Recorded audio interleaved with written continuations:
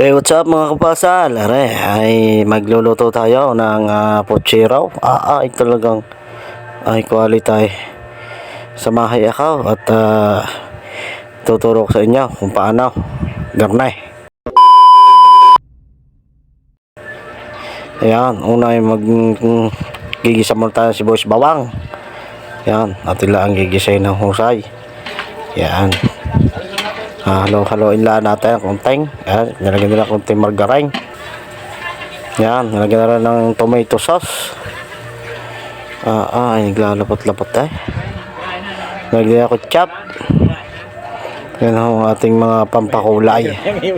Nilagyan na natin ng gulay. Yan yung mga pinirito kanina. Yan ay carrots, patatas, garbon sauce.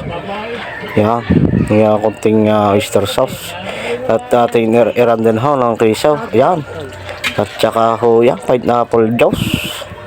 Yan ang bibigyan ng tamis. Tsaka yan, bitchin. At saka konting pork and beans. Nilagyan na rin ho natin ng hotdog. Talaga. Nilagyan na rin ho natin ng reno. Sundan nyo lang ho ang procedure na aking ginawa. At makakapagluto kayo ng isang masarap na pochero. Yan. Yan ay ating pakukuluin lang bago ihulog ang piniritong mga taba. Yun ay yung pinaka yempo. Yan. Ay talagang handa ay ang bahaw at talagang siguradong mapapakain kayo pagka ganyan luto. At tareho, final na ho rin inilalagay. Tareho ilalagay nyo pagkapahuli na para ho yung lutong ay hindi nawawala.